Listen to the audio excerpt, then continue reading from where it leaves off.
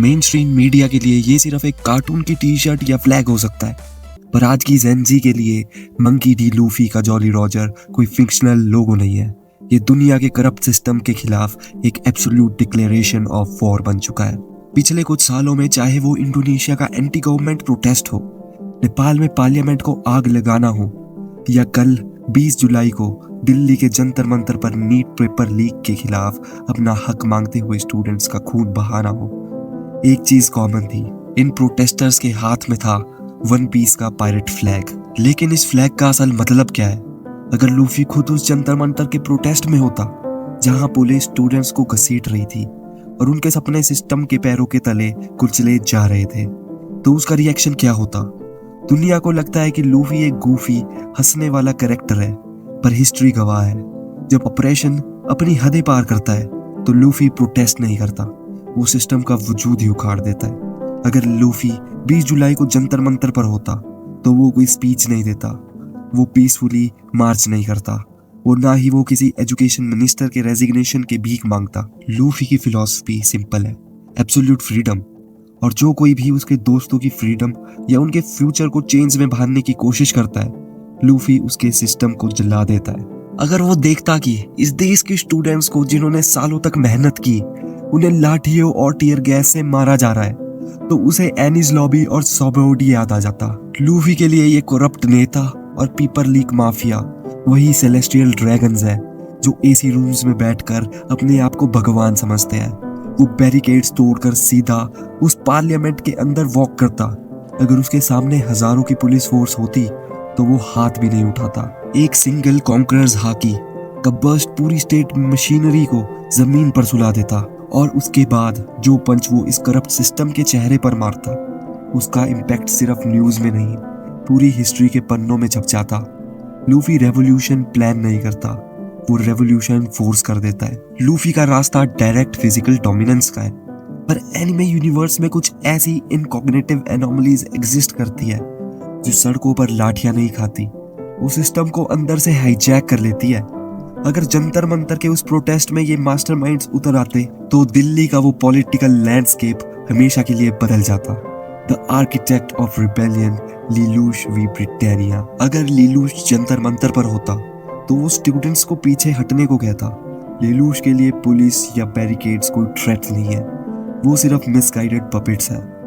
वो किसी मिनिस्टर से भीख नहीं मांगता, वो अपना मास्क पहनता और एक सिंगल गियास कमांड से पूरी पुलिस फोर्स को अपना गुलाम बना लेता।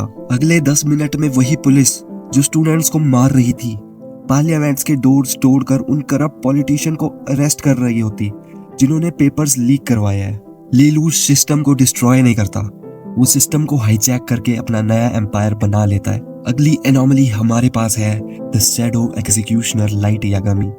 लाइट कभी सड़क पर प्रोटेस्ट करने नहीं जाता, वो एक एसी रूम में बैठकर न्यूज देख रहा होता, पर उसका इम्पैक्ट सबसे ज्यादा लीथल होता। लाइट के लिए एजुकेशन सिस्टम का करप्ट होना सोसाइटी का कचरा होना है। जैसे ही न्यूज पर पेपर लीक माफिया और इन करप्ट मिनिस्टर्स के नाम फ्लैश होते, अगले 40 सेकंड के अंदर इस देश का पूरा नेटवर्क एक के बाद एक हार्ट अटैक से जमीन पर गिरने लगता।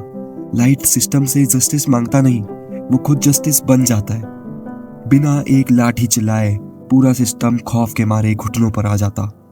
और अगला है हमारे पास the absolute eradication Eren Yeager. Lelouch control करता है, लाइट साफ करता है, पर एरन के दिमाग का एल्गोरिथम सिर्फ एक वर्ड पर रन करता है, फ्रीडम। जब एरन देखता कि इन स्टूडेंट्स के सपने और आजादी उनसे छीनी जा रही है तो वो कोई नेगोशिएशन नहीं करता। एरन के लिए वो सिस्टम, वो गवर्नमेंट दुश्मन बन चुकी होती। वो जंतर मंतर के बीच में खड़ा होकर अपना हाथ काटता, और उसके बाद जो रंबलिंग शुरू होती वो इस करप्ट एजुकेशन सिस्टम, इन मिनिस्ट्रीज और इस पूरे ऑपरेसिव स्ट्रक्चर को मिट्टी में मिला देती।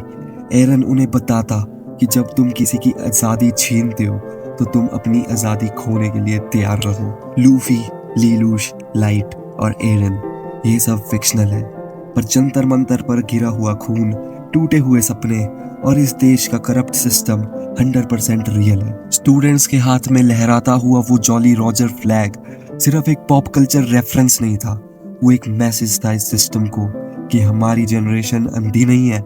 हमें पता है कि जब ऑपरेसर्स अपनी औकात भूल जाए तो रिबेलियन एक चॉइस नहीं, एक एब्सोल्यूट नेसेसिटी बन जाती है। आप सबको सैल्यूट है जो जो जंतर मंतर के प्रोटेस्ट में गया या जो नहीं जा पाया अपने घरों से सपोर्ट कर रहा है।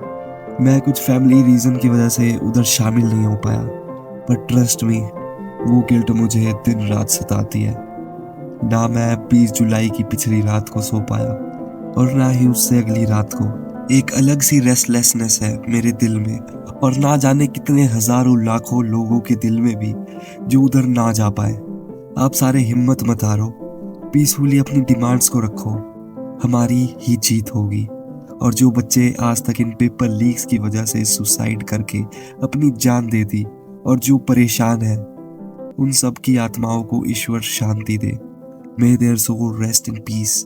मैं स्टूडेंट्स का स्टैंड लेते हुए यही बोलना चाहूँगा, अपने गोल से भटकना मत।